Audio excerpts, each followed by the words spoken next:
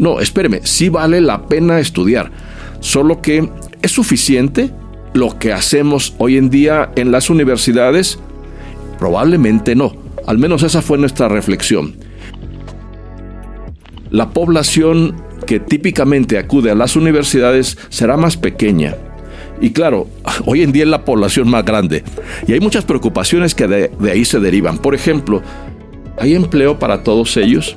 Segundo, ¿qué tipo de empleo es el más adecuado para ellos? Tercero, ¿y qué va a pasar en el futuro? ¿Seguirán siendo demandadas las universidades como estas casas de estudio para desarrollar las competencias laborales de lo que típicamente necesitamos para resolver los problemas de la sociedad? El asunto es que luego los profesores y las universidades traemos todavía ahí algunas veces algún rezago. Bienvenidos de nueva cuenta a estos episodios que hemos venido desarrollando con el propósito de conversar un poco con ustedes acerca de lo que está pasando en materia educativa desde nuestra perspectiva.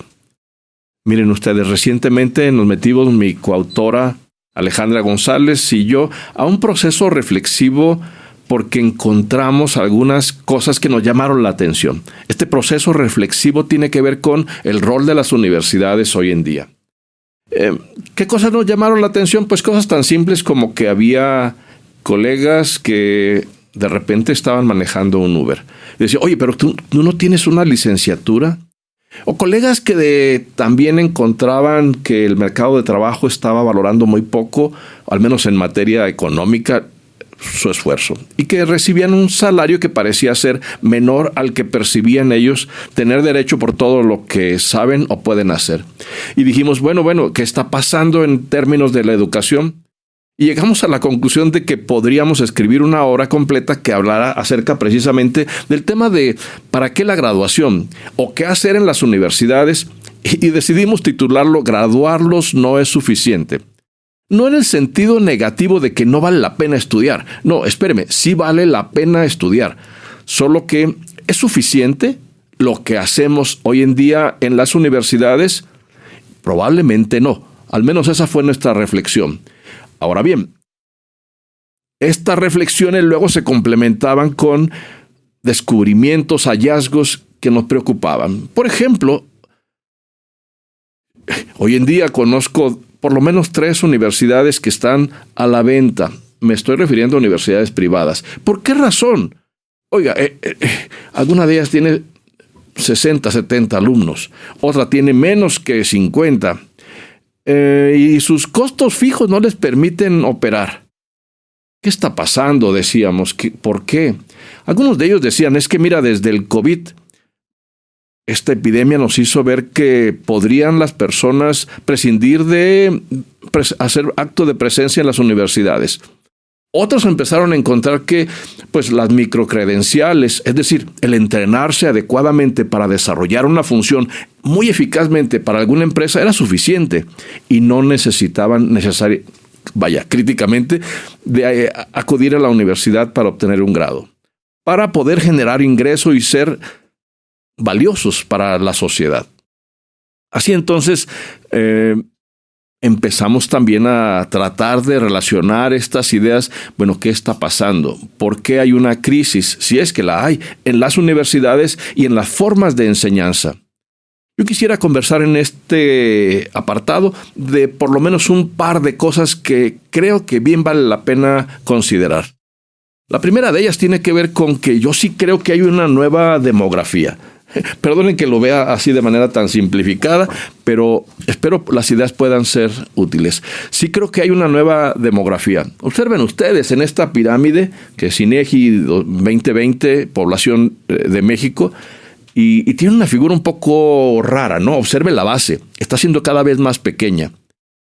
Es decir, cada vez más la población que típicamente acude a las universidades será más pequeña. Y claro, hoy en día es la población más grande y hay muchas preocupaciones que de ahí se derivan. Por ejemplo, ¿hay empleo para todos ellos? Segundo, ¿qué tipo de empleo es el más adecuado para ellos? Tercero, ¿y qué va a pasar en el futuro?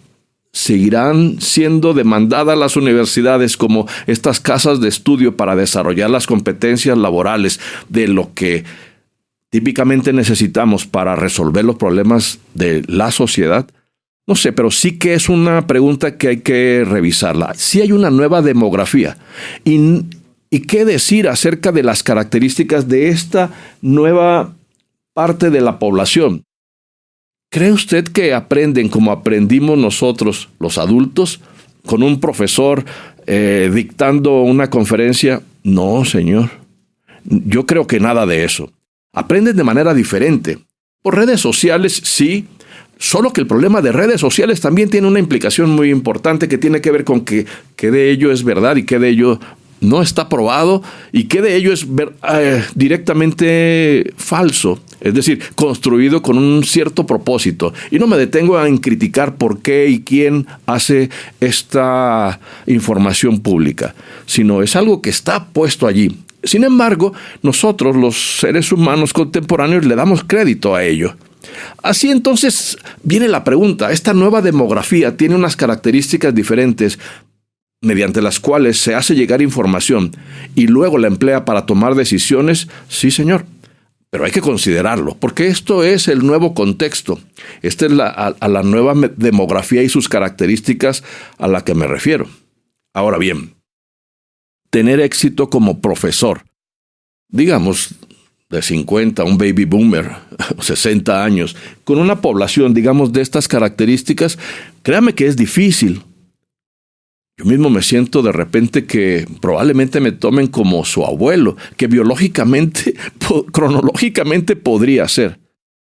Entonces, ¿qué posibilidades tiene un profesor, digamos, de una generación baby boomer de interactuar adecuadamente con una, pues si quiere, una generación Z o un alfa? Realmente se dificulta, se complica. ¿Qué credibilidad tiene uno en el otro? Bueno, esta nueva demografía tiene que ser considerada hoy en día por las universidades, por los profesores y todos aquellos que estamos de alguna manera relacionados con el ámbito de la educación. ¿Va evolucionando? Sí. ¿Hay que considerarla? Sí, por supuesto. Primer aspecto a considerar entonces acerca del futuro de las universidades y el rol que deberíamos de considerar en ellas. Me voy a referir a una segunda característica que desde nuestro punto de vista juega un rol muy, muy importante. Primero, nueva demografía, nuevas características de nuestros alumnos frente a los profesores o en combinación con los profesores. La segunda tiene que ver con nuevas tecnologías. Sí, señor. Hoy en día el conocimiento para muchos de nosotros ha pasado a ser un commodity.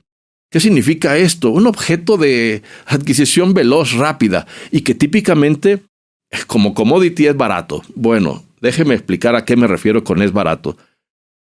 Hoy en día cualquiera de nosotros puede hacer un prompt, es decir, generar una pregunta bien elaborada a un recurso de inteligencia artificial, por ejemplo, un ChatGPT, y obtener respuestas, déjeme decirle, a veces hasta mejor elaboradas que las que un profesor en clase pudiéramos tener frente a un alumno. ¿Cómo está eso? Sí. Mire, voy a poner un ejemplo, por lo menos de una práctica personal. Bueno, soy consultor de una empresa, lo tecleo, que tiene la necesidad de formar a sus líderes en 3 niveles organizacionales en por lo menos 3 características importantes. La primera, que sean éticos en sus decisiones. La segunda, que tengan una comunicación asertiva entre clientes y proveedores. Perdóneme que lo vea así de simple. Y la tercera característica es que puedan ser capaces de hacer equipos altamente efectivos. Por favor, elabórame una lista de temas que pudieran ser útiles para una compañía con estas características. Si quiere, voy a poner también el tipo de industria. Que se dedican al canvaseo de productos de manufactura electrónica. Vale, ahí lo dejo de manera simplificada. Por favor, asígname, eso es todavía parte de mi prompt, asígnale por favor o la pregunta que se hay que hacerle al ChatGPT. Asígnale, por favor, o dame con todo detalle los autores que mejor representarían a estas corrientes del pensamiento que podrían ayudar para tener un programa de capacitación para estos líderes. Bueno, no sé para cuántas palabras le gusta esto que acabo de citar, pero probablemente sea una media cuartilla o algo por el estilo. Y debería de ver el resultado. Nivel gerencial, podrían ser importantes estos y estos temas y recomendaría tal y cual autor. No, espéreme, eso a mí en la universidad me llevó semestres a aprenderlo. Para el nivel intermedio y que pueda lograr un adecuado nivel de intercomunicación entre el nivel superior y el operativo, sería recomendable fulana, perengana y tal temática. Mi recomendación es el uso de perenganito autor. No, espéreme. Esto hubiese sido motivo de varios semestres en las universidades y peor aún, inteligencia artificial. Si hubiese sido no comprensible, yo puedo reelaborar la pregunta y mejorar la respuesta.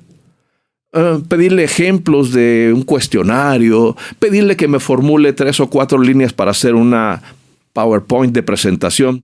No, espéreme. ¿Y en dónde quedó el trabajo del profesor? Ahora esto tomó 15 minutos y tal vez 20 segundos la respuesta. Este es el mundo no del mañana, este es el mundo del presente. Esto es lo que ocurre hoy en día en las aulas. Ahora usted me puede decir, no, elimínenlo, por favor, ni siquiera se le ocurra meterlo al aula. Óigame, me sentiría como que soy el profesor que prohíbo que utilicen libros, porque solamente mediante la interacción verbal podemos generar conocimiento. No. O el profesor que hace 30 años decidió, no, por favor, ni utilicen la Internet. No, nada de eso. Ahora, al momento de discutir un caso, quiero que mis alumnos cuenten, por una parte, con su inteligencia, pero por otra, con toda la información que se ha generado en millones de artículos, de revistas, que fueron aglutinadas y luego puestas en un algoritmo a disposición de aquel que haga la pregunta. Eso quiero tener en aula para fomentar una discusión valiosa. Y eso, entonces, es la inteligencia artificial, las nuevas tecnologías incorporadas a la educación universitaria. El asunto es que luego los profesores y las universidades traemos todavía ahí, algunas veces, algún rezago. Y no digamos en la normativa de cómo citar, cómo dar crédito cuando utilicé no solo mi reflexión, sino también el uso de la inteligencia artificial. 2 grandes cambios que están afectando a la educación, por los cuales hicimos esta reflexión de graduarlos no es suficiente en este libro recientemente publicado. Bueno, les agradezco mucho su atención y espero verlos en una próxima. Hasta pronto.